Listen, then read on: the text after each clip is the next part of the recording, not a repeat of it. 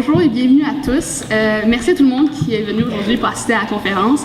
Moi, c'est Alexia Vildabert-Riley. J'étudie en sciences nat au Cégep et puis je suis vraiment contente d'animer pour vous aujourd'hui la conférence.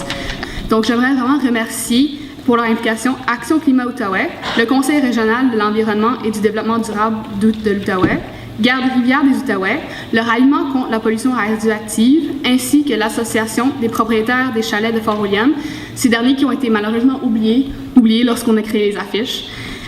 Puis j'aimerais aussi remercier l'Association générale des étudiantes et étudiants du Cégep de l'Outaouais, l'AGECO, le comité vert du Cégep et ainsi que le personnel de la vie étudiante pour leur implication dans le projet. Donc merci vraiment à tous. Donc sans plus tarder, je vais inviter à l'avant M. Réal Lalande d'Action Climat Outaouais qui va vous dire quelques mots.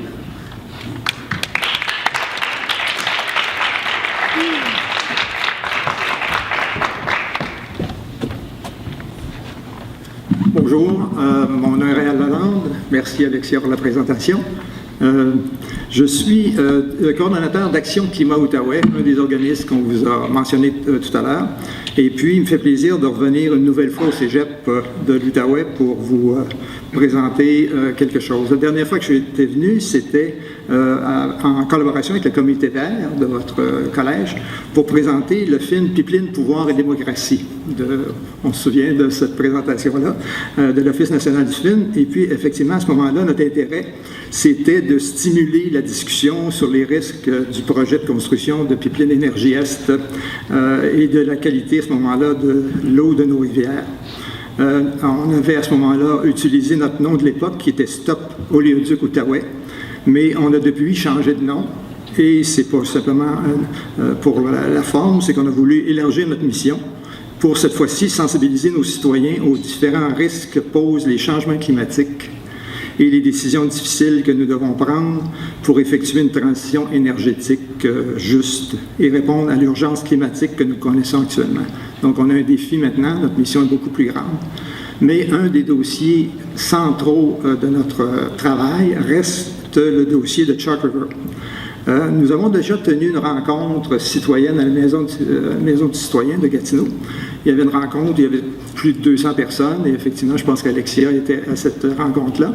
Donc, on est très content aujourd'hui de voir qu'après une première rencontre, on peut rencontrer d'autres groupes et continuer à vous présenter ce qu'on pense comme risque de ce dépotoir nucléaire à Chalk River. Évidemment, aujourd'hui, on a beaucoup moins de temps que la durée de notre rencontre citoyenne le 18 novembre dernier. Il y a des gens qui vont présenter qui étaient là. Il y en a d'autres qui vont être absents. Je veux souligner, entre autres, qu'il y a une vidéo qu'on avait fait, une vidéo Skype, c'était une entrevue que j'avais faite avec le docteur Éric Nothbart de l'Association canadienne des médecins pour l'environnement. Et ça, c'est sur les risques de la santé, pour la santé des habitants de la région. Alexia va nous présenter ce vidéo, mais dans la deuxième partie, là où on veut ouvrir aussi sur des questions, vos questions, répondre à vos questions. Donc, on vous invite à rester jusqu'à la deuxième heure pour pouvoir voir ce court vidéo Skype, entrevue, et puis poser surtout vos questions, savoir qu'est-ce qui vous préoccupe plus directement. Maintenant, je voudrais terminer en indiquant qu'il y a une présence très importante que nous n'aurons pas aujourd'hui. C'est celle des représentants de la nation Algonquine-Anishinaabe. Lors de notre dernière rencontre, c'était l'ouverture qui avait été faite par les représentants de la nation Anishinaabe. C'est fait que je vous invite quand même à reconnaître que nous nous réunissons aujourd'hui sur le territoire non cédé par cette nation et que leur opinion sur le respect de la terre est centrale, selon moi, à nos discussions. Et lors de la rencontre du 18 novembre, la grande chef Verna Paulson du Conseil tribal de la nation Algonquine-Anishinaabe a fait un plaidoyer très émouvant en faveur du respect de l'environnement et surtout de nos rivières, sources de l'eau pour la plupart des habitants de la région. Je crois que nous devons nous inspirer de cette sagesse dans nos discussions aujourd'hui. Voilà. Merci.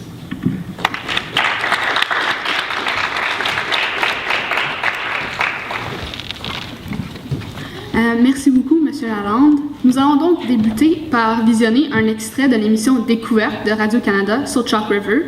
Elle a été présentée le 25 mars 2018. Le journaliste responsable était Daniel Carrière et le réalisateur était Pierre Gagné. Bon visionnement. Donc, je vais essayer de faire ça fonctionner. Puis journaliste pendant 25 ans à l'émission scientifique Découverte de la télévision de Radio-Canada. C'est en 2017 qu'il a alerté le monde francophone au danger du dépotoir radioactif de Chalk River. En ayant recours à la loi canadienne sur les langues officielles, celui-ci a dénoncé l'unilinguisme anglais de tous les documents publics sur le dépotoir et a donc obligé le gouvernement de retarder de plusieurs mois les audiences publiques afin de traduire les documents en français. Depuis lors, il est l'un des deux porte-parole du ralliement contre la pollution radioactive et a aussi réussi à obtenir et analyser une quinzaine de documents techniques confidentiels sur le projet de dépotoir en utilisant la loi canadienne à l'accès sur l'information. Merci beaucoup d'être ici avec nous aujourd'hui, M. Provost. Vous pouvez utiliser les deux.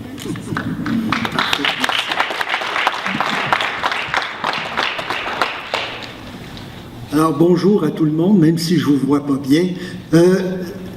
L'enjeu aujourd'hui, là, c'est, on parle du dépotoir, tout le reportage partait du dépotoir, mais le vrai enjeu, c'est un problème de pollution radioactive.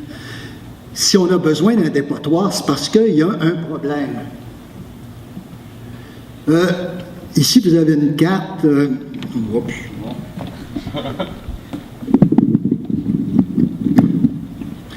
Alors, ici, vous avez une carte où on voit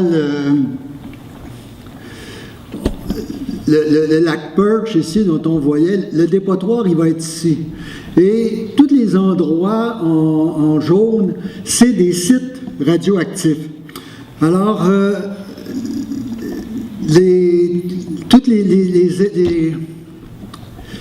bon, ici, c'est tellement pâle. Bon, on va le prendre comme ça. Ça vient du reportage de Découverte. Alors, vous voyez les sites radioactifs et puis les panaches qui coulent. Il y en a déjà qui coulent directement vers le lac Perch ici. Le problème, c'est que le gouvernement ne veut pas dire ce qu'il y a dans ces déchets-là. On sait qu'en 1952 et encore en 1958, il y a eu 2 accidents nucléaires où des réacteurs nucléaires ont fondu, comme à Tchernobyl, comme à Fukushima, sauf que à l'époque, on ne l'a pas dit aux citoyens du Canada, c'est resté secret. Les dépotoirs, maintenant, sont tout simplement enfouis dans le sable en arrière. Et ça fait partie des problèmes, et c'est de là que viennent les panaches de pollution. Donc, on se retrouve dans une situation assez folle où le gouvernement veut régler un problème, mais il ne veut pas parler du problème. Et nous, on se bat contre une solution qui n'est pas bonne, mais si on parle trop du problème, les gens vont dire, ben oui, mais ce problème est tellement grave que n'importe quelle solution est mieux que rien. Donc, les deux bords, ni les pour ni les contre, ne parlent du vrai problème. Et ce qu'on voit ici, par exemple, alors, vous avez Chalk River ici, et les endroits où la pollution coulait, c'est pas vraiment des lacs, parce qu'on le voit très bien ici, c'est une ancienne île. Et ce qui est des lacs ici, c'est en réalité l'ancien lit de la rivière. Donc, tout ce qui sort comme déchets dans ces lacs-là aboutit dans l'Outaouais. Et d'ailleurs, c'est comme ça. Les Waste Management Area Release via Chalk Lake. Alors, le Chalk Lake qui est ici, puis la flèche, elle est là, ça aboutit dans l'Outaouais de la même façon. Donc, le problème, c'est déjà ça. Vous avez... c'est petit, je suis sûr que vous ne voyez rien, je m'excuse, mais dans le lac Chalk actuellement, les poissons du lac Chalk et les poissons de la rivière des Outaouais, j'ai fait les calculs ici, j'ai simplement additionné les moyennes, et puis vous arrivez à 600 ou 700 becquerels par kilo de poisson. Ça veut dire quoi, ça? Ben, un becquerel, là, c'est une désintégration par seconde. Donc, vous avez dans l'Outaouais et dans le lac Chalk des poissons qui ont une chair radioactive et à chaque seconde, il y a 600 désintégrations nucléaires. Ça, c'est dans les poissons. Bon, le tableau suivant, c'était dans le gros gibier, donc les ours, les chevreuils qui vivent là. Et là encore, 700 becquerels par kilo, vous avez des animaux sauvages qui sont radioactifs. Là, c'était encore dans les eaux du gros gibier, ben là, vous arrivez à les 2600, 3000 becquerels par kilo dans les eaux. Après ça, vous allez voir, Pembroke, ça c'est dans les fruits. Oups, excusez. Dans les fruits ou dans les racines, donc les patates, les carottes, Pembroke, 1223 becquerels par kilo dans les carottes puis les patates cultivées à Pembroke. Pourquoi? Et ça, c'est en 2011, parce qu'en 2011, il y a eu un accident dans une compagnie qui vend des détecteurs des panneaux lumineux comme sortis là-bas, au-dessus de la porte, là. Dans les endroits où il y a des risques d'explosion, on utilise des panneaux qui sont lumineux, mais qui sont alimentés par du tritium. Donc, c'est les radioactivités qui les garde lumineux. Et la compagnie a eu un gros déversement de tritium qui est sorti dans les égouts de la ville de Pembroke et dans la rivière et dans l'air. Et c'est comme ça que, en 2011, on avait des taux de 1223 becquerels par kilo dans les carottes et les patates cultivées dans les potagers de la région. Le public n'en a jamais entendu parler. Tout ça est resté secret. Donc, le gouvernement, actuellement, veut régler des problèmes comme ça, mais il veut surtout pas décrire le problème. Alors, on se retrouve dans une situation où vous trouvez, par exemple, les documents qui étaient montrés dans Découverte, tout raturés. C'est des documents que je leur ai fournis, que j'ai obtenus par la loi d'accès à l'information, mais dont il est très difficile de tirer des conclusions. Le problème, c'est que la solution qu'on propose, c'est pas une bonne solution. Alors là, on est coincé à dénoncer et le problème et la solution, ce qui n'est pas facile. Donc, la solution, pourquoi c'est pas une bonne solution? D'abord, on l'a mis sur l'endroit le plus élevé. Ça, c'est exactement là où va être le dépotoir. Et là, vous voyez le relief. Alors, c'est la seule colline dans le coin. Elle tombe comme une falaise vers la rivière. Et puis de l'autre côté, ça descend, puis c'est entouré de marécages tout le tour. Et tout ça se draine donc dans le lac Perch. Et toutes les zones ici, c'est des zones de déchets radioactifs. Alors c'est ici, par exemple, que sont les 2 réacteurs nucléaires qui ont été enfouis sur place dans les années 50. Ici, vous avez la seule vue aérienne que les gens de Découverte ont pu prendre. Ils avaient apporté un drone et ils ont réussi à le faire voler pendant à peine 15 secondes. Cette image-là est tirée du reportage de Découverte. Alors, on est juste ici, en haut de la colline, et au-dessus du sommet de la colline, et on voit le lac Perch. Alors, toute la zone de marécage, on la voit ici parce que les arbres sont morts. Et ça, c'est le genre de choses que les laboratoires nucléaires canadiens ne nous permettent pas normalement de filmer. D'ailleurs, le drone il a vite atterri dès que les gens les ont vu faire. Et parce que les arbres ils sont morts parce que c'est une zone de marécage et aussi à cause des radiations. Et donc, on ne veut pas le montrer. Donc, les marécages, on les voit ici dans cette animation de Découverte. Alors, vous voyez que, d'abord, la taille du dépotoir, il est pratiquement aussi grand que toute la zone industrielle qui est développée là. Et le dépotoir, il nous parle d'installation top-notch selon les... En réalité, il est régi par la loi ontarienne des dépotoirs, le règlement 232-98. Ça, c'est juste la page que vous allez obtenir si vous downloadez ce règlement-là sur votre ordinateur. Et le dépotoir répond à toutes les exigences de cette loi-là qui est une loi sur les sites d'enfouissement municipaux. Donc, c'est les règlements de dépotoirs municipaux.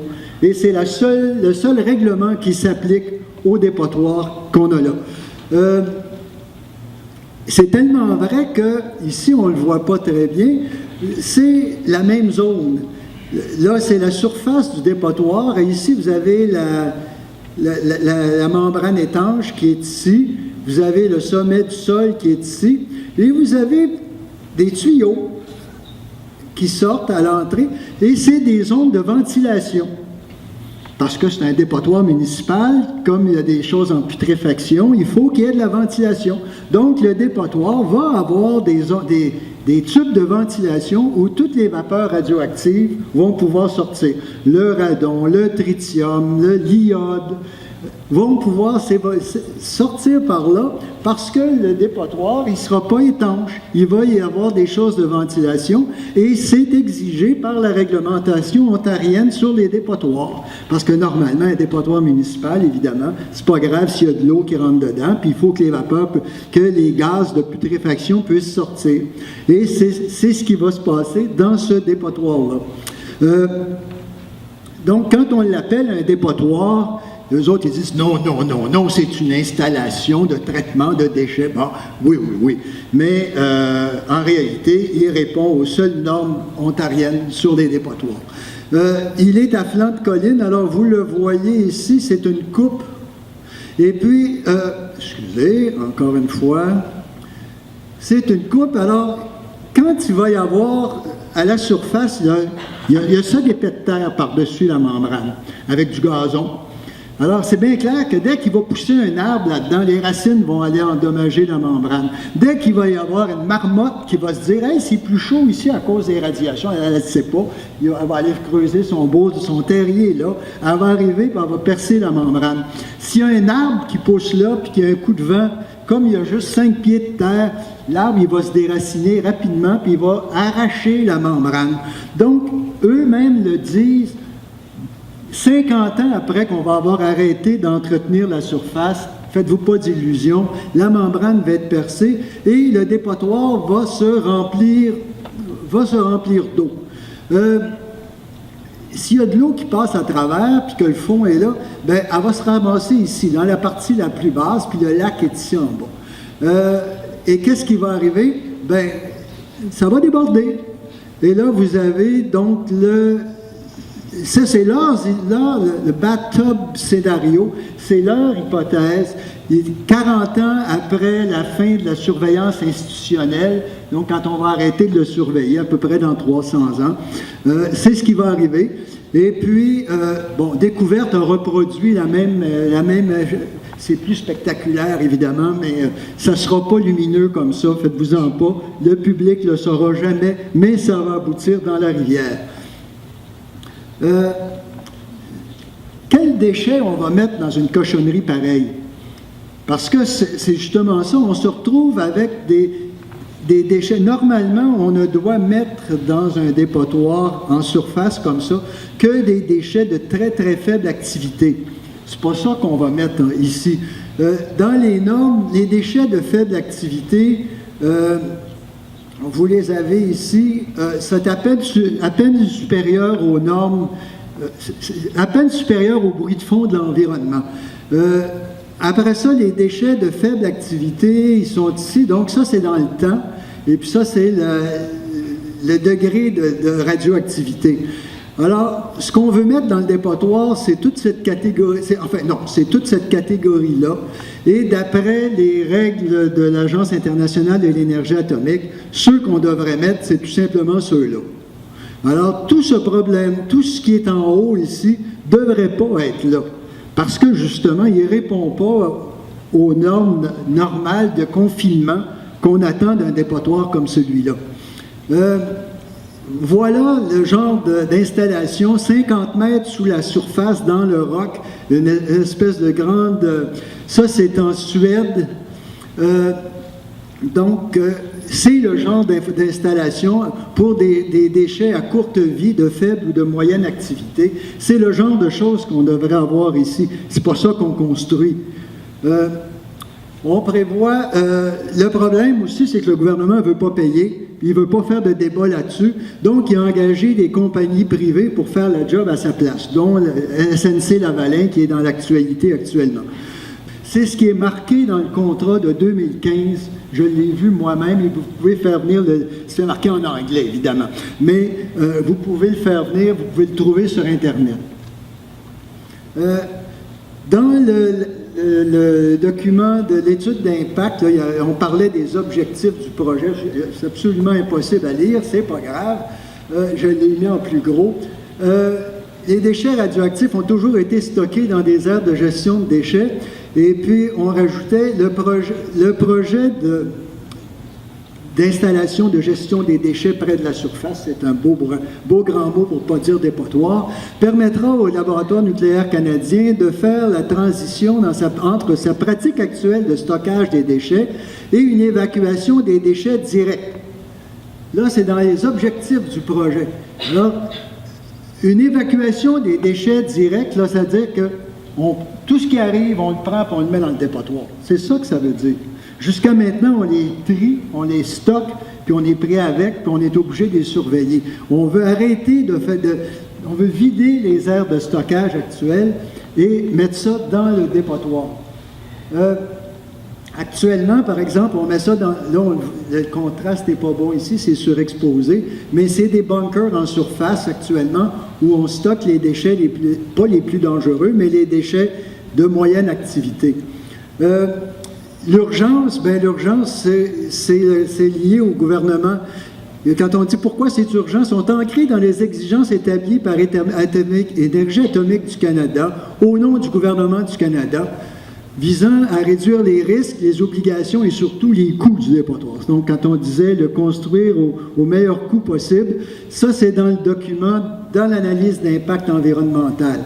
Et puis, on parle donc qu'on va donc fermer les sites de réacteurs prototypes, qu'on va vider les entrepôts, qu'on va déclasser plus de 100 bâtiments et que tous les déchets vont être, on dit tous les déchets des activités devraient être évacués dans le monticule de confinement artificiel. Ça, c'est le gros sac vert sur la colline, qui sera aménagé en vertu du projet d'IGDPS, d'installation de gestion des déchets près de la surface. Donc, ça, là, c'est dit, c'est les objectifs officiels dans le projet dans l'étude d'impact. Puis, qu'est-ce qu'il va y avoir dans le dépotoir? Ah, ben là, il va y avoir du vrac, la terre, des déchets de démolition, c'est 82 %. Les déchets emballés de faible activité, 11 %, puis les déchets stabilisés, 7 %. Mais, OK, parfait. Quand on va voir dans les documents officiels, on s'aperçoit que le vrac, là, c'est toute la radioactivité qui est déjà perdue dans la nature. Donc, les zones contaminées où le sol, où ça a coulé dans le sable et puis ça s'est répandu, tout ce qui était en couleur dans l'image de découverte tout à l'heure, et c'est les déchets de démolition.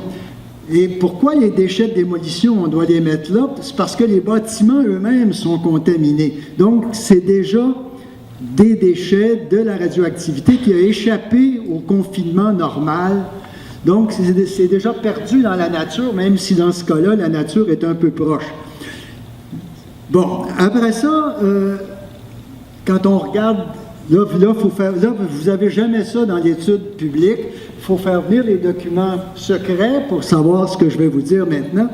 Quand vous regardez tous les déchets dont on parle, la terre et la démolition qui justifient théoriquement le dépotoir, ça représente 1/10 de la radioactivité du dépotoir. 82 % du volume des déchets, mais 1/10 de la radioactivité. D'où vient le reste? Ah! Les déchets emballés de faible activité, 2 %. Oups! Les déchets stabilisés de moyenne activité, 97,8 % de la radioactivité. Wow! Donc, le problème, c'est pas ce dont on parle, c'est pas... Et donc, il y a eu une levée de bouclier. Face à ça, 135 municipalités du Québec ont adopté des résolutions contre le dépotoir, dont la communauté métropole de Montréal, la ville de Laval, la ville de Gatineau. Là, le gouvernement a reculé un petit peu, puis il a dit, bon, on va éliminer les déchets stabilisés.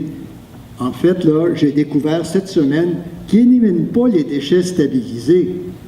Ils vont les mettre pareil, mais ils les stabiliseront même pas. Ils vont juste les diluer dans l'ensemble du dépotoir. Puis le dépotoir, là, il y a une grandeur. Vous imaginez pas à quel point c'est grand. 1 million de mètres cubes, 1 mètre cube, c'est une machine à laver, une sécheuse domestique à peu près. 39 pouces, 40 pouces par 40 pouces par 40 pouces. Ça, c'est 1 mètre cube. 1000 mètres cubes, c'est que vous alignez des laveuses comme ça pendant 1 kilomètre de longueur. 1 million de mètres cubes, vous alignez ça pendant 1000 kilomètres de longueur. Ça, c'est le volume de déchets dont on parle. Vous en avez d'ici de Gatineau jusqu'à Gaspé, ou bien jusqu'à Washington si vous allez vers le sud, à partir de Gatineau. Hein? Donc, c'est un volume gigantesque. Puis, en réalité, le vrai volume, il est encore 1,5 fois plus grand que ça parce qu'on veut mettre 400 000 mètres cubes de terre propre pour tasser tout ça en plus. Bon, donc, tout ça, là, on va juste diluer les choses les plus radioactives et c'est ça le traitement.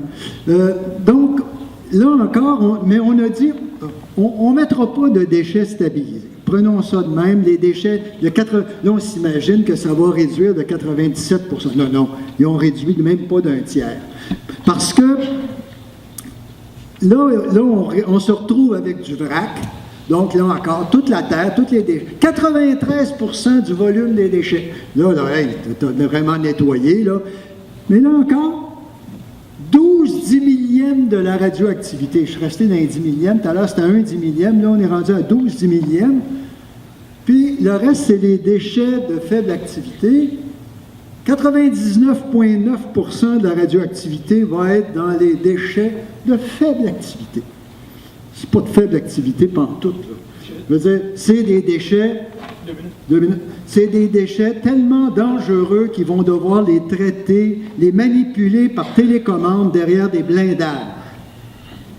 Alors, si c'est ça, des déchets pas dangereux, imaginez-vous qu'est-ce que c'est quand ils sont dangereux. Bon, donc, alors, la grosse demande qu'on fait actuellement, bon, là, je vais... Bon, donc les déchets, c'est une autre façon, c'est un document officiel que j'ai traduit ici, la dernière ligne en bas, il faudra donc des emballages spéciaux et de l'équipement blindé pour protéger les travailleurs. Donc, c'est ce que je disais, les déchets de faible activité dont ils parlent, c'est ça. Et c'est dans leur document. Alors, la solution, il est impensable de mettre dans le dépotoir autre chose que le vrac. C'est la seule chose qu'on devrait mettre là. La terre, puis les choses de démolition, mais tous les déchets qui sont déjà dans des conteneurs, qui sont déjà dans des entrepôts, ceux-là, ils sont beaucoup plus dangereux et ils doivent aller sous terre, dans des cavernes, dans le roc. Mais et puis, c'est pour ça qu'on demande que le Canada aménage un site à moyenne profondeur pour éliminer la tentation de mettre des déchets trop dangereux dans le dépotoir en surface. Parce que c'est ça le problème. Tant que c'est la seule solution que vous avez, bien, vous mettez tout là. C'est toujours mieux que de le laisser dehors. Mais ce que nous, on dit, c'est qu'il faut, le plus vite possible, faire l'autre dépotoir pour avoir un choix. Quand on va se mettre à jouer dans les déchets contaminés, dans les terrains contaminés, que les choses qui sont vraiment dangereuses, qu'on a une place pour les mettre, puis les choses qui sont moins dangereuses, qu'on a une autre place pour les mettre. Mais tant qu'on n'en a pas deux, on est coincé. Et c'est ça le problème. Et comme vous voyez, c'est pas facile à expliquer rapidement. Puis c'est pas facile de mobiliser les gens là-dessus. On n'est pas pris avec un gros tuyau qui sort du pétrole, puis on dit, ça c'est simple, quand si le tuyau pète, le pétrole est tout sale, puis il salit partout. Là, vous vous retrouvez avec un problème dont personne ne veut parler. et puis une solution, toutes des choses qui ne se voient pas, qui sont compliquées à comprendre, mais qui vont couler dans votre rivière, ici, et puis c'est dans votre cours. Vous êtes le cégep le plus proche du dépotoir actuellement. Le cégep le plus proche de Chalk River, c'est vous. C'est juste une centaine de kilomètres en amont sur la rivière. Et c'est une zone qui est secrète, où personne n'a accès. Et puis s'il n'y avait pas l'émission de découverte, il n'y a personne qui saurait de quoi ça a l'air même. Mais c'est ça le problème. Et il y a là des choses extrêmement dangereuses qui doivent être protégées.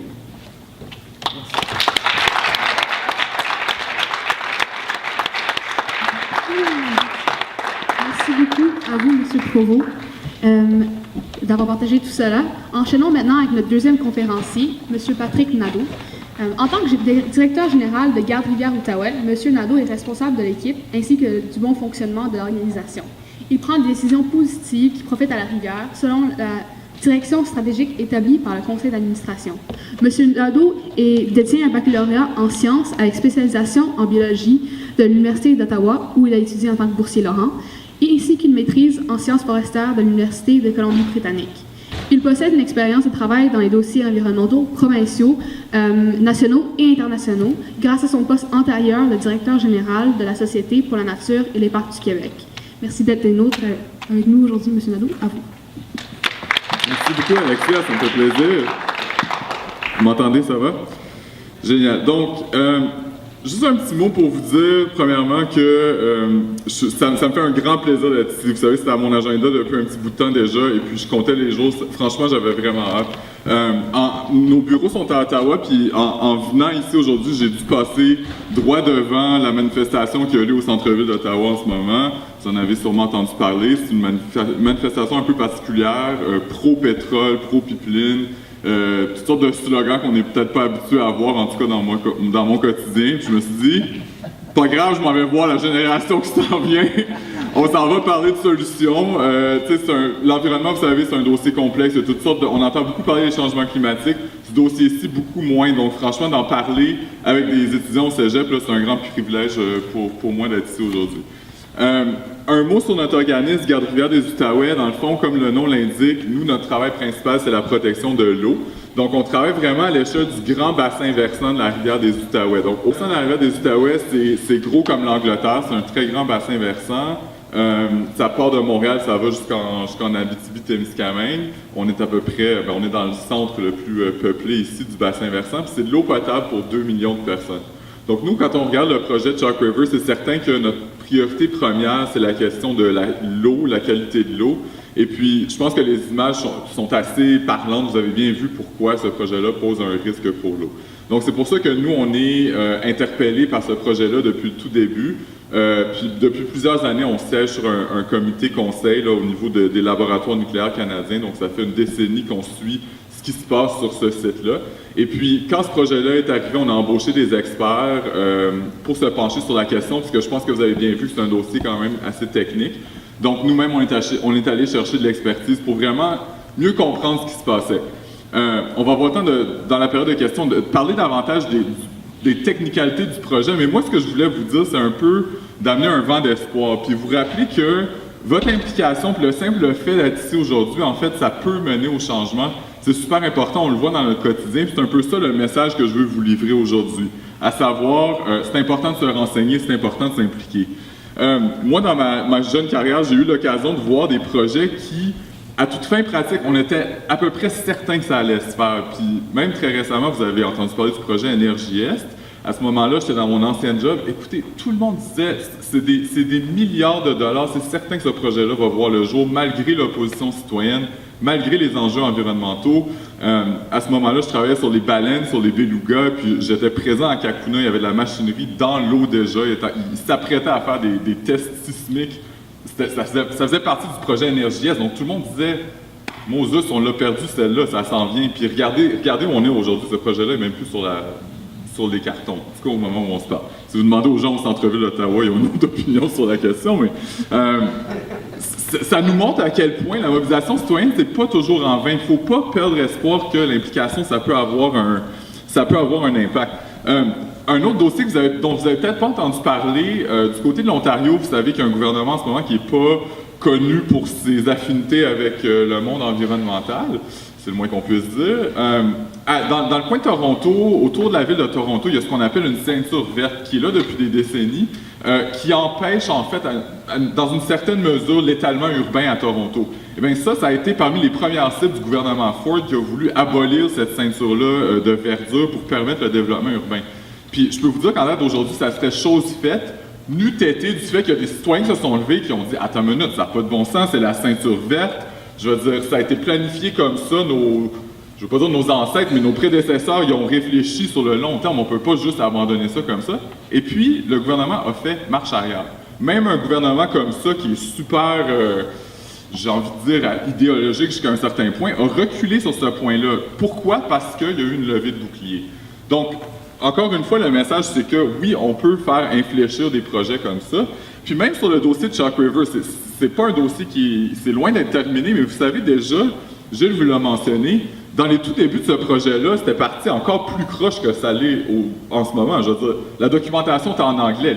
La documentation de presque 1000 pages était juste en anglais. Il y a 2 millions de personnes qui boivent de l'eau potable en amont de ça, dont plein de francophones, puis aucune moyen de s'informer.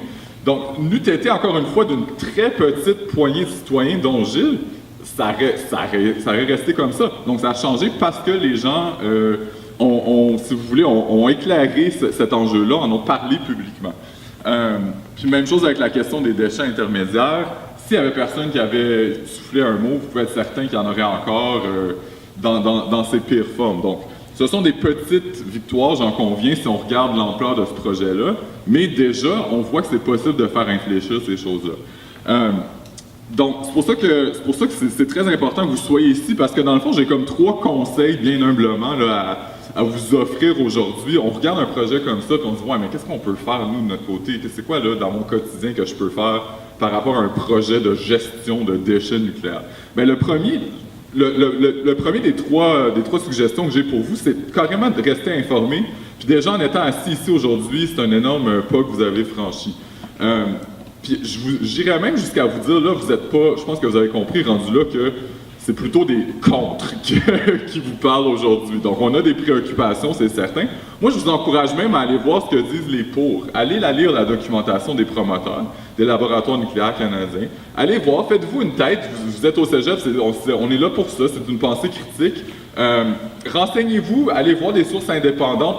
Là, on vous a présenté un extrait d'une quinzaine de minutes de l'épisode de découverte. Allez voir l'heure au complet, ça vaut vraiment la peine. Mais c'est vraiment une étape cruciale. Donc, faites-vous une tête du mieux que vous pouvez avec l'information qui est disponible. Puis comme Gilles vous disait, malheureusement, il y a plein d'informations qui ne l'est pas disponible. Donc, il faut chercher. Heureusement, il y a des groupes comme le mien dont c'est la job à temps plein de faire ça. Parce que je peux vous dire qu'il y a des détails. Donc, bien humblement, je vous dirais qu'une des manières que vous pouvez prendre pour vous informer, c'est de suivre des groupes comme les nôtres. Puis il y en a plusieurs, on en a mentionné plusieurs au début. Nous, notre groupe, en fait, on est là pour ça. Notre mandat, carrément, c'est de partager de l'information comme je vous le fais aujourd'hui. Je peux vous dire, parce que j'aime bien faire ça quand je fais des conférences, que ce matin, on avait 5759 personnes qui nous suivaient sur Facebook. Et puis c'est une des manières principales qu'on utilise pour communiquer avec les gens. Puis je vous inviterais, littéralement, en ce moment, à prendre 30 secondes. Si vous avez vos téléphones sur vous, d'habitude on vous dit de les serrer, mais là je vous encourage à les sortir. Et puis moi-même, dans 30 secondes, je vais checker le chiffre en espérant qu'il va être plus grand que 5759. Parce que ça va faire quelques douzaines de personnes de plus parmi vous qui nous suivez. Donc si vous avez juste à chercher Garde Rivière sur Facebook, normalement vous allez nous trouver. Puis ça va être, disons que ça va être un premier contact. Vous allez pouvoir commencer on partage souvent de l'information sur ces enjeux-là, y compris ceux d'autres groupes citoyens que vous voyez, dont vous avez entendu parler aujourd'hui. Donc, à la fin de la présentation, je vais aller voir, puis je vous annoncerai c'est quoi notre nouveau total, mais ça ne sera pas 5759. Donc, c'est important. Gardez-vous informés. Nous, on est là pour vous fournir de l'information vérifiée par des experts, mais il y en a d'autres. Ça, c'est étape 1. Puis bien sûr, parlez-en aux gens qui n'étaient pas là. Si chacun d'entre vous en parlez à 2 personnes aujourd'hui, ne serait-ce qu'au souper, « Hey, je suis allé voir une conférence aujourd'hui sur Chalk River », faudrait qu'on s'en parle. T'sais, déjà là, c'est un effet multiplicateur. Deuxième étape, je vous dirais, participer aux mobilisations, participer aux discussions publiques comme celle-ci, mais aussi parfois, vous allez voir, il va y avoir des moments forts dans ce dossier-là. Lorsqu'il va y avoir des audiences publiques, par exemple, les médias, dans ce temps-là, typiquement, ont plus tendance à s'intéresser à l'enjeu. Vous allez voir que des groupes citoyens comme ceux de Réal, comme ceux de Gilles, vont vous inviter carrément à aller dans la rue, carrément à parler de cet enjeu-là. Je peux vous dire que ça fait une énorme différence. Ça fait plusieurs qu'on constate. Bien sûr, dans la non-violence, dans la paix, tout ça, mais de faire passer ces messages-là. Pourquoi c'est important? Même avec une vingtaine de personnes, on l'a vu il y a quelques mois, avec une vingtaine de personnes dans la rue qui posent des questions, les médias viennent. C'est pas compliqué, les médias viennent. Puis à partir de ce moment-là, nous, on est capable de faire passer des messages, non pas à une vingtaine de personnes, mais à des dizaines de milliers de personnes. Donc, votre présence à ces rassemblements-là, à ces conférences comme aujourd'hui, ça a été suffisant, par exemple, pour attirer une journaliste de Radio-Canada aujourd'hui. Donc, ils vont en parler cet après-midi. Donc, vous n'allez plus être 100 à entendre parler de cet enjeu-là. Ils vont être 10, 20, 30 000 à en entendre parler en rentrant du travail ce soir. Tu sais, fait pensez à ça, pensez à l'effet multiplicateur que vous avez simplement en vous renseignant, simplement en vous présentant à ce genre de rassemblement-là. C'est énorme. Ça nous permet de passer le message, puis je peux vous dire qu'à chaque fois qu'on en parle dans les médias, il y a des gens de l'autre côté qui se posent des questions. Il y a des gens de l'autre côté qui se disent « on est observé, peut-être que ça, on ne peut pas la passer en douce. » Il y a des gens qui nous surveillent. Fait que c'est super important. Ça, c'est la deuxième recommandation. Participez avec vos corps. Venez physiquement à ces activités-là comme celle d'aujourd'hui. Puis la troisième, c'est d'en parler à vos élus. Puis je sais, on entend tout le temps ça, parlez-en à vos élus. Moi-même, là, sur les réseaux sociaux, je me le fais dire 15 fois par jour. Écrivez à votre élu pour ci, écrivez à votre élu pour ça. Puis on se dit, OK, mais ça pourrait être une job à temps plein là, d'écrire à mon élu. Fait que moi, tout ce que je peux vous dire, c'est ce que je vois, vu d'où on est assis, parce que ça fait partie de ma job de parler aux élus. On leur parle souvent, on parle à tous les paliers de gouvernement, municipal, fédéral, provincial. Ça fait une différence. Puis le truc, si vous voulez faire comme en 1994, c'est de téléphoner. Parce que ça, en date d'aujourd'hui, ils font que c'est ça. Je peux vous dire que les élus fédéraux à qui on parle, là, à partir du moment où ils reçoivent 2-3 téléphones, pour eux, ça devient un enjeu comme ça monte en haut de la pile parce qu'ils disent « Wow, là, j'ai 2 personnes dans ma circonscription qui m'ont téléphoné pour me parler de Chalk River, il doit y avoir quelque chose là, qui se passe. » Je l'entends dans mes discussions avec les élus. Quand ils disent qu'il y a un enjeu qui est comme chaud dans leur circonscription, là, ça prend pas tant de monde que ça, finalement. Puis, vous allez me dire, OK, par où on commence? Il y a des maires, il y a des élus provinciaux, tout ça. Moi, mon conseil, ce serait de commencer par votre élu fédéral dans la circonscription où vous habitez. T'sais, si vous avez plus de temps pour en faire plus, gâtez-vous, parlez à vos conseillers municipaux, parlez à vos maires, tout ça, c'est super important. Mais vos députés fédéraux, pourquoi? 2 raisons. D'une part, on est en 2019. Qu'est-ce qui se passe en 2019? Élection fédérale. Élection fédérale, c'est super important. Si on est pour faire parler de ce dossier-là, dans les mois à venir, qui vont mener vers l'élection, ça va être très, très important. Puis d'autre part, parce qu'au final, tout le projet qu'on vous présente aujourd'hui de Chalk River, au final, c'est un dossier qui dépasse même ce seul site-là. C'est la responsabilité des élus du Canada de nous donner une politique, de gérer les déchets nucléaires dans ce pays d'une façon qui a de l'allure. Puis en ce moment, ce qu'on constate, c'est qu'il n'y en a pas de politique canadienne pour la gestion des déchets nucléaires. Donc on se ramasse avec des dépotoirs comme on vient de vous présenter, puis en plus avec le secteur privé qui gère ça. Pourquoi? Parce que nos élus fédéraux n'ont jamais pris la peine d'établir des balises, de dire, regarde, au Canada, on est pris avec des déchets nucléaires, mais on va les gérer d'une manière exemplaire à l'échelle nationale. On va être des leaders en matière de gestion des déchets nucléaires. Ça, c'est le rôle de nos élus fédéraux de prendre ce leadership-là. C'est pas le secteur privé qui gère un site de déchets comme ça qui va tout d'un coup décider qu'il va être des leaders internationaux en matière de gestion des déchets. Ça l'incombe à nos élus fédéraux de tracer la voie. Donc, c'est super important, puis c'est ce message-là que nous, on vous encourage à porter vers eux. Donc, le Canada, en gros, si vous allez sur la page Facebook de cet événement aujourd'hui, on vous a mis un lien. C'est une pétition parmi tant d'autres qui circulent, mais c'est une lettre qui va être envoyée automatiquement à votre député fédéral pour leur dire, le Canada, le projet de Chalk River n'a pas de bon sens, puis le Canada a besoin d'une politique de gestion de ses déchets nucléaires. Donc, voilà.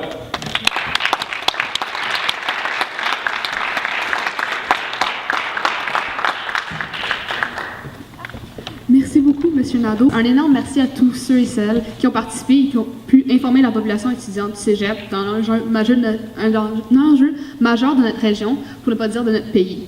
Merci M. Lalande, M. Provost et M. Nadeau pour vos interventions aujourd'hui. Merci au Credo pour la belle affiche et à Mme Elsa Martinez pour l'extrait du reportage de découverte.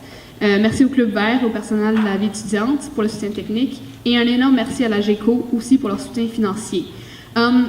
Maintenant, il va y avoir une période de questions de 45 minutes. Vous êtes libre de partir ou de rester. Et durant cette période de questions, comme mentionné tout à l'heure par M. Lalande, on va faire visionner une entrevue qu'il a eue avec le docteur Éric Notpart de l'Association canadienne des médecins pour l'environnement, qui va expliquer les risques représentant pour la santé les déchets radioactifs de Chalk River et tout particulièrement le tritium. Donc c'est ça. Merci beaucoup.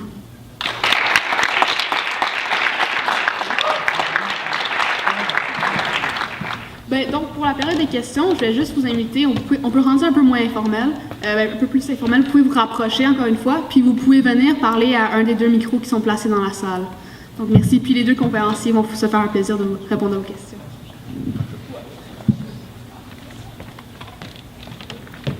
En passant, on a ajouté 26 personnes à notre Facebook. Merci. Il y a une pétition aussi.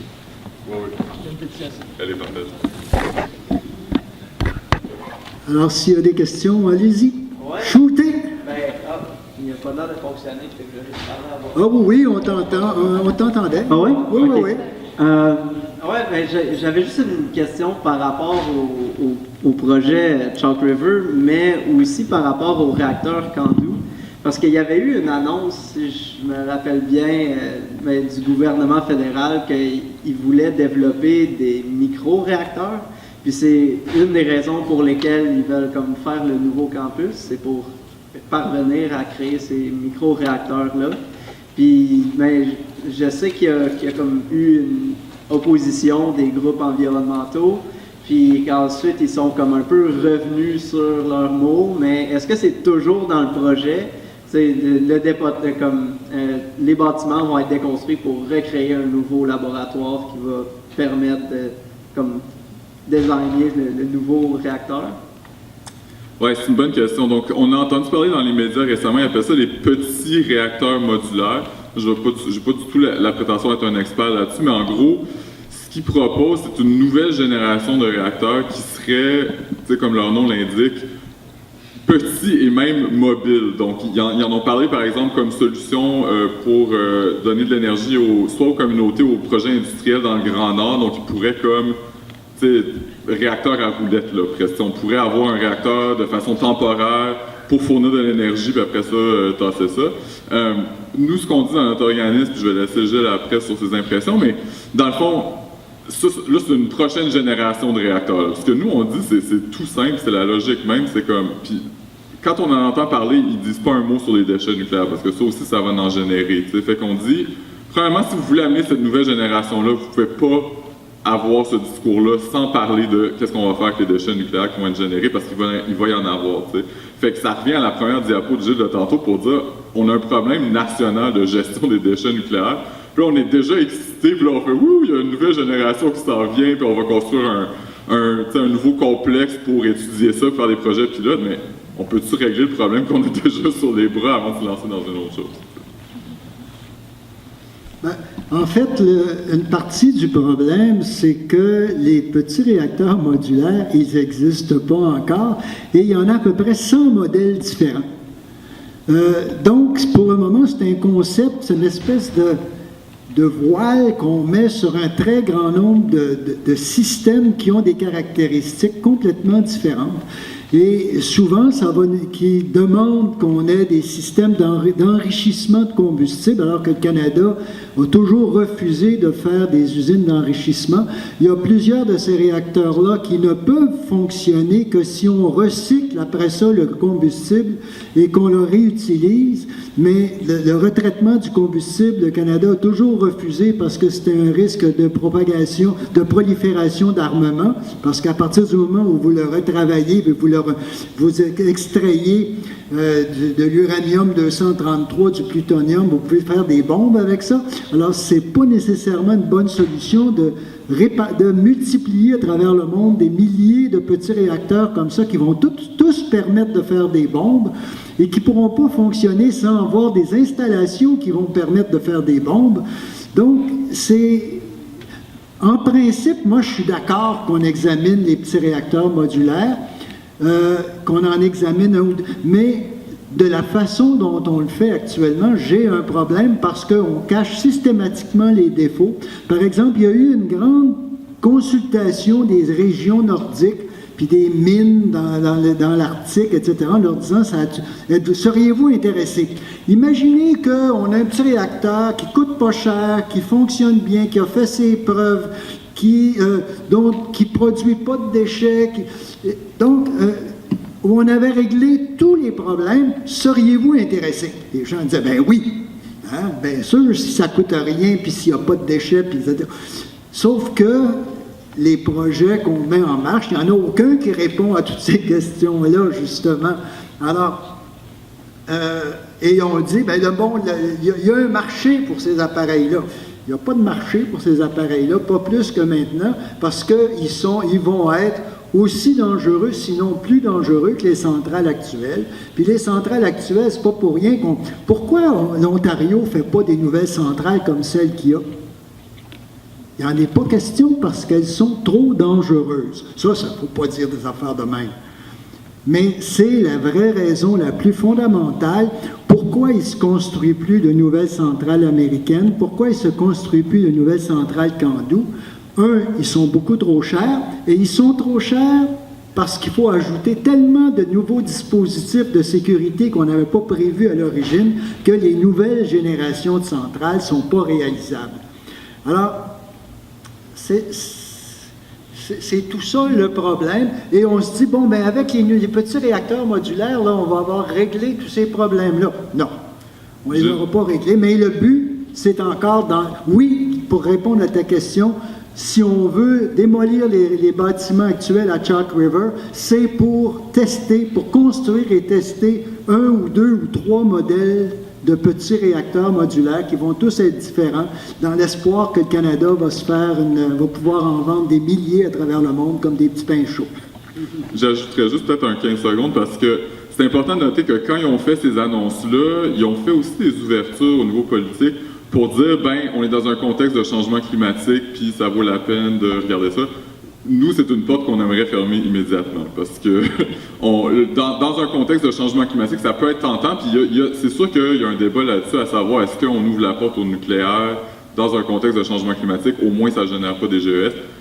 Pour nous, non, pour toutes les raisons qu'on vient de vous mentionner. Donc, on voit que même politiquement, il y a eu quand même une espèce de tentative à savoir, est-ce que ça passe auprès de la population? Est-ce qu'on est capable de dire, ouais, mais regardez là, le gros problème, on est capable de faire repasser des éléments de génération par le nucléaire, puis nous, on pense qu'il y a 50 000 autres solutions à explorer avant celle-là.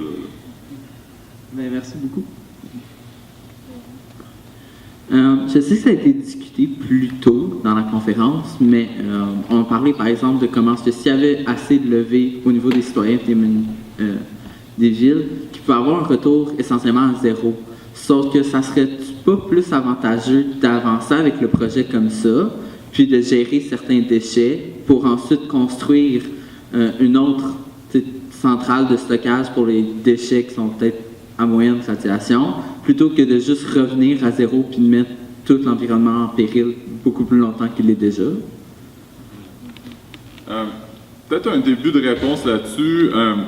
Il faut voir que ces projets-là, c'est des projets là, qui prennent des années à être élaborés. Puis vous savez, avant que le gouvernement fédéral précédent remette ça au milieu privé pour développer une solution rapide, là, puis c'est le projet qu'on a là, les estimés, avant ça, quand c'était encore entre les mains du gouvernement fédéral, on disait, bon, ça va nous prendre une solution pour stocker les déchets nucléaires, puis cette solution-là, elle va nous prendre une 15-20 d'années pour déployer. Ça, c'est en 2014. Le gouvernement fédéral, en 2014, disait, OK, vu la complexité du problème, ça va nous prendre une 20 d'années pour trouver la meilleure solution technologique, puis après ça, on va construire une centrale, un dépotoir, ce que vous voulez.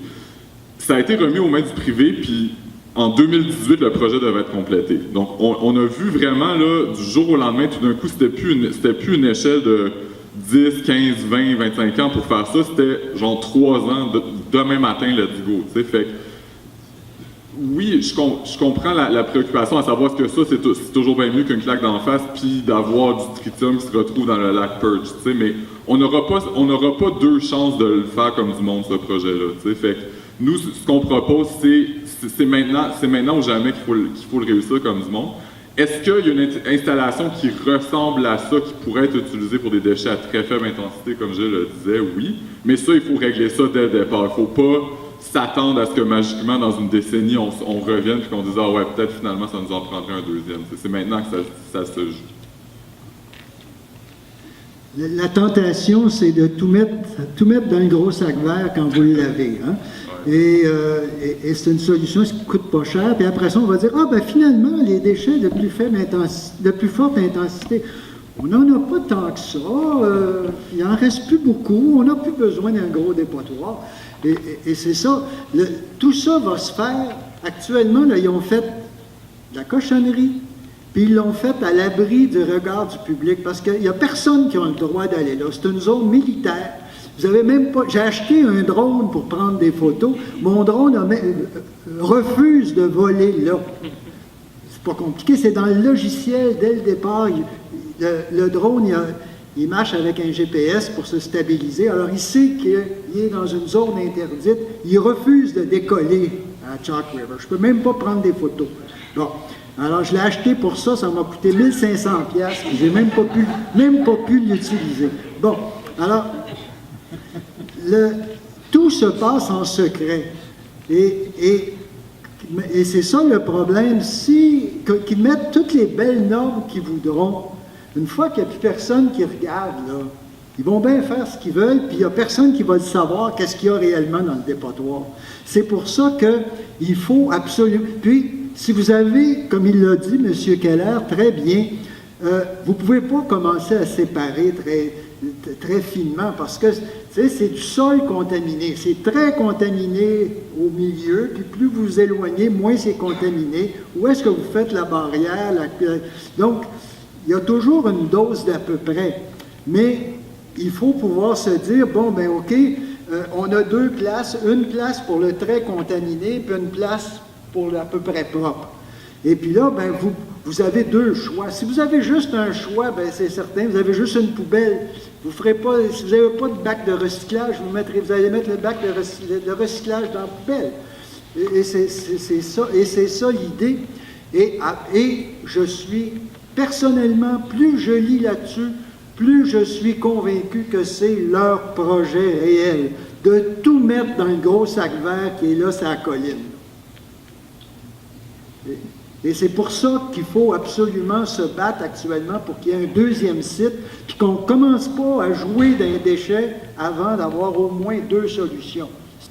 Dans le fond, moi, je voudrais savoir qu'est-ce qui a poussé le gouvernement à léguer la gestion des déchets nucléaires au privé au lieu de s'en occuper? Comme ça, c'est pas eux autres qui ont l'air des écœurants. Ils ont besoin de se cacher derrière un organisme, derrière une compagnie privée. Officiellement, ce n'est pas un projet du gouvernement, c'est un projet de la compagnie privée. Sauf que quand vous lisez, puis quand vous dites, ben là, je fais juste le mandat qui m'a été donné par le gouvernement canadien, puis c'est eux autres qui m'ont dit qu'il ne fallait pas que ça coûte cher, que ça soit vite fait. Bon. Il y a un paragraphe, ils l'ont dit une fois, puis après ça, ben... C'est ça la réalité, c'est ça le texte du contrat qu'ils ont signé. Alors, et c'était le gouvernement Harper, mais le gouvernement Trudeau, il ne veut surtout pas changer la situation. Et puis, il n'y a personne qui accepte, qui veut en discuter publiquement, là. Je veux dire, et donc, le gouvernement a mis 8 milliards de côté dans son budget depuis 20 ans pour traiter ces déchets-là. Ben, tu dis, s'ils ont l'argent, ils vont le faire. 8 milliards dans un budget, si vous savez que vous ne le dépenserez pas, c'est pas compliqué, il suffit d'écrire 8 milliards avec un paquet de zéros, puis si vous savez que vous ne le dépenserez pas. Le jour où vous dites, c'est cette année qu'on le dépense, oups, là, ça change quelque chose. Puis ils ne veulent pas que ce soit cette année, puis ils ne veulent pas que ça arrive jamais. Et puis tout ça, c'est pour protéger les contribuables. Parce que s'ils viennent à mettre 8 milliards là-dessus, là, il va y avoir des questions, mais pourquoi ça coûte si cher? Pourquoi vous... C'est quoi ces déchets-là? D'où ils viennent? Oh là, ils veulent pas. C'est plus des secrets d'État, mais ça a toujours été secret quand même. Le monde le sait, quelqu'un qui veut se renseigner, il peut savoir c'était quoi l'accident nucléaire de 1958, puis comment ça se fait qu'il y a 3 réacteurs nucléaires enfouis dans le sable en arrière. On peut le savoir, mais ça prend une recherche. Vous apprenez pas ça à l'école. On vous explique pas ça dans vos cours d'histoire du cégep. Bon. Alors, le gouvernement ne veut pas se retrouver à défendre des choses indéfendables, puis il ne veut pas se retrouver à dire aux gens, vous savez, ça fait déjà 20 ans qu'on met votre santé en danger, mais on ne vous l'avait pas dit. Alors, puis en plus, on peut ne pas dépenser trop cher. Hey, c'est tellement plus simple. C'est pas pour rien que l'étude d'impact était disponible juste en anglais, puis qu'ils ont consulté juste 2-3 petites municipalités de 50 habitants chacun autour de Chalk River, puis qu'ils pensaient s'en tirer comme ça.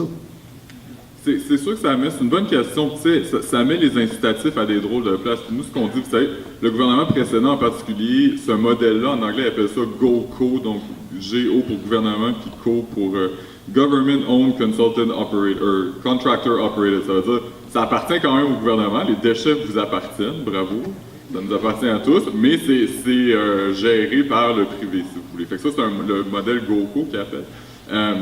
Tu sais, nous, on regarde ça et on dit, tu sais, c'est pas le seul secteur où il y a eu des privatisations, mais les déchets nucléaires ont cette particularité qui dure, tu sais, vous l'avez vu combien de temps que ça dure, tu sais, puis les contrats qu'on signe avec ces consortiums privés-là, là, ils viennent de recevoir un renouvellement de licence pour 10 ans, tu sais, mais c'est d'aucune commune mesure avec l'échelle du problème qu'on a. Fait que, en tout cas, en notre sens, s'il y a bien quelque chose qui mérite d'être du domaine public et connu de tous, c'est qu'est-ce qu'on fait avec ces déchets-là, tu sais, puis le passif public, encore une fois, ces 8 milliards-là, c'est vous, là. On est tous on the hook pour ce 8 milliards-là. C'est le plus gros passif environnemental qu'on a dans ce pays, c'est les déchets nucléaires. Donc, c'est énorme, 8 milliards de dollars. Puis là, ben, on donne ça au privé. C'est quoi leur job? Ils font pas ça dans la bonté de leur cœur. Il faut toujours bien qu'ils fassent un profit à quelque part. Tu sais, fait faut pas se surprendre après ça que les solutions qui nous sont proposées soient peut-être pas les plus adaptées. C'est des solutions qui, à quelque part, leur coûtent moins cher. Tu sais, c'est pas... Ouais, c'est ça. Merci pour votre réponse. Moi, j'ai 2 questions. C'est pour la licence qui a été renouvelée jusqu'à 2028. Comment ça se fait, puis comment on peut organiser des audiences publiques pour contrer ça, parce que les communautés autochtones n'ont pas été représentées, puis comment ça se fait que tout ça se passe, puis quelles sont nos lois pour nous protéger, comment ça qu'il y a 7000 BQ, puis comparément à d'autres pays, puis notre santé, genre comment elle est sécurisée. Ouais. Je fais la première, tu fais la deuxième. Pour ce qui est du renouvellement de licence, en fait, il y a eu des audiences, on y a participé, il y a plusieurs groupes qui ont participé, puis on s'est opposé au fait que leur licence soit renouvelée pendant 10 ans. Ça veut dire que la licence qu'ils ont là, c'est pour, si tu veux, le business as usual. Donc, c'est pour continuer d'opérer les laboratoires, faire les isotopes, tout ça. En passant, on est d'accord, c'est pas une centrale nucléaire, le Chalk River. C'est des laboratoires qui produisent des isotopes, puis on se le fait souvent. Si vous allez lire leur documentation, ils sont pas fous, ils mettent ça vraiment beaucoup de l'avant. Donc, tu sais, ils vont dire, ben, tu sais, est-ce qu'on aime ça le cancer? Non. Est-ce qu'on a besoin, tu sais, ben oui, là, on n'est pas contre les isotopes, on n'est pas contre la guérison du cancer. T'sais. Une fois qu'on a dit ça, fait que la licence qu'ils ont eue, dans le fond, c'est pour continuer leurs opérations, puis ça a été comme toute cette question-là du dépotoir nucléaire a comme été évacuée. Fait, nous, pas juste a été évacué officiellement. Fait que nous, on disait, ben, dans un contexte où on ne sait pas ce qui se passe avec ce gros truc-là, cet énorme projet-là, comment leur redonner une licence pour 10 ans en plein milieu de ce processus-là. Fait que nous, on disait 3 ans gros maximum, puis même à ça, voici les conditions. Malheureusement, c'est la Commission canadienne de sûreté nucléaire qui décide, la même qui va décider de ce projet-là. Ils n'ont jamais dit non. Ils n'ont jamais dit non dans leur histoire à quoi que ce soit. Fait qu'on n'a pas été surpris de voir qu'ils acceptent.